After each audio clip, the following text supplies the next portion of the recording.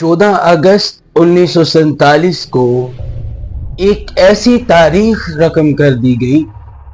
کہ ایک الگ وطن بنانے کے مطالبات کو پورا کر دیا گیا۔ ہم پاکستان مسلمان لوگ ایک ایسی جگہ پر زندگی گزار رہے تھے جہاں پر ہمیں آزادی نہیں مل رہی تھی، جہاں پر ہمارا زندگی بسر کرنا بہت مشکل تھا، اور پاکستان اور ایک الگ وطن بنانے کا مقصد زمین کے ٹکڑوں کو حاصل کرنا نہیں تھا، بلکہ ایک ایسا مقصد تھا جہاں پر ہم اپنی مرضی کے مطابق زندگی بسر کر سکے، جہاں پر آنے والی نسلوں کو ہم آزاد پیدا کر سکے، جہاں پر آنے والی نسلوں کو ہم سکون دے سکے، آنے والی نسلوں کو پتہ چل سکے کہ دنیا کے اندر اللہ کی عبادت کیسے کرنی ہے۔ تو علامہ اقبال نے دو قومی نظریے کی وکالت کرتے ہوئے بتایا کہ ہم ایک آزاد قوم ہیں اور ہمارا رہنے کا طریقہ بھی ہندوؤں سے جدا ہے، ہمارا رہن سہن، ہمارا چلنا پھرنا سب کچھ ہندوؤں سے جدا ہے۔ اگرچہ ہزاروں سال ہم اپنی زندگی ہندوؤں کے ساتھ بسر کر رہے ہیں، مگر ہم ہزاروں سال سے بھی ان کے ساتھ مل جل نہیں سکے۔ مگر ایک مسلمان اور دوسرا مسلمان ہزاروں میل کے فاصلے پر ہے، مگر پھر بھی وہ ایک ہی ہے، وہ پھر بھی ایک جیسے ہیں۔ ان کا طرز عمل، ان کے رہنے سہنے کا طریقہ، ان کے چلنے پھرنے کا طریقہ، ان کے زندگی گزارنے کا طریقہ ایک جیسا ہے۔ تو اس لیے علامہ اقبال نے اپنی شاعری سے مسلمانوں کو ابھارا، مسلمانوں کے دلوں کے اندر جوش و جذبہ پیدا کیا کہ کس طرح ہمیں جینے کے لیے ایک علیحدہ وطن کا مطالبہ کرنا ہوگا، ایک علیحدہ وطن بنانا ہوگا۔ تو پھر جب علامہ اقبال نے شاعری کے ذریعے مسلمانوں کو ابھارا اور قائد اعظم نے ہمارے لیے جد و جہد کی، بہت ساری جد و جہد کی، ہمارے لیے الگ وطن کی کوششیں کی، پھر ایک دن ایسا آیا 14 اگست 1947 ایسا رلا دینے والی داستان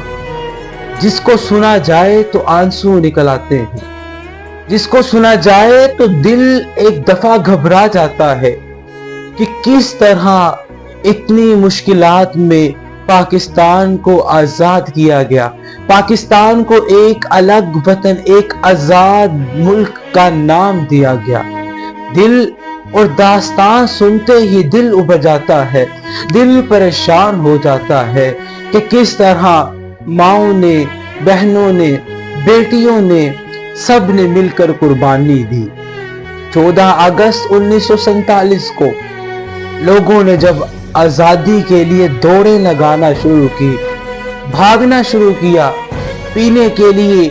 کھانے کے لیے چند چیزیں اٹھائی اور بھاگنا شروع کر دیا۔ کچھ لوگ ٹرین کی چھتوں پر بیٹھ کر، کچھ لوگ ٹرین کے اندر بیٹھ کر، کچھ لوگ ٹرین کے درمیان جو جگہ تھی وہاں پر بیٹھے ہیں، کچھ لوگ ٹرین کی کھڑکیوں پر لٹکے ہیں، کچھ لوگ ٹانگوں پر بیٹھ کر، کچھ لوگ پیدل چل رہے ہیں۔ ان پر نیزوں کی بارش ہے، ان پر گولیوں کی بارش ہے، ان کو قتل عام کیا جا رہا ہے۔ کسی کا باپ ساتھ نہیں، کسی کے ماں کو قتل کر دیا گیا، کسی کے باپ کو قتل کر دیا گیا، کسی کے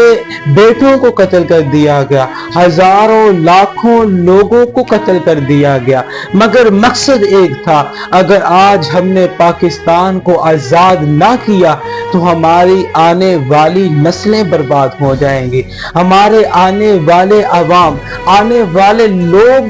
سب کے سب برباد ہو جائیں گے۔ ان کا مقصد یہ نہیں تھا کہ صرف ہم نے اپنے آپ کو آزاد کرنا ہے، بلکہ ان کا مقصد یہ تھا کہ ہم نے اپنے آنے والی نسلوں کو آزادی دینی ہے۔ جب بھی کسی قوم نے آزادی کا مطالبہ کیا تو ان کی سوچ یہ تھی کہ ہم نے اپنے آپ کو آزادی نہیں دینی بلکہ ہم نے اپنی آنے والی نسلوں کو آزادی دینی ہے۔ جب ہمارا تصور نظریہ یہ بن جاتا ہے کہ ہم نے آنے والی نسلوں کو آزادی دینی ہے تو پھر کیا ہوتا ہے کہ ہم اس آزادی کو حاصل کر لیتے ہیں۔ جس طرح کوئی بھی ٹیم گیم کرتی ہے، کھیلتی ہے،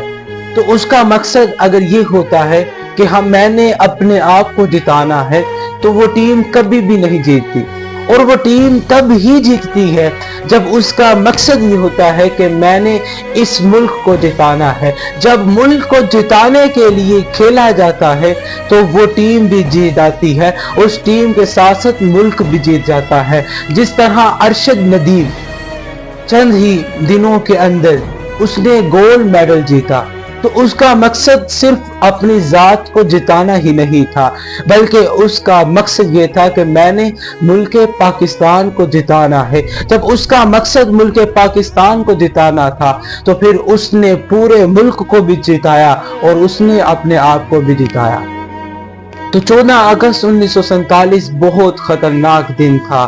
ہزاروں لاکھوں لوگوں نے قربانیاں دے کر اس ملک کو آزاد کیا۔ اگر آج یہ ملک آزاد نہ ہوتا تو ہم قید ہوتے، ہم ذہنی طور پر بھی آزاد نہ ہوتے۔ کس طرح ہماری ماؤں نے، بہنوں نے، بیٹیوں نے، بڑوں نے، سب نے مل کر قربانیاں دی اور ملک کو آزاد کروا دیا۔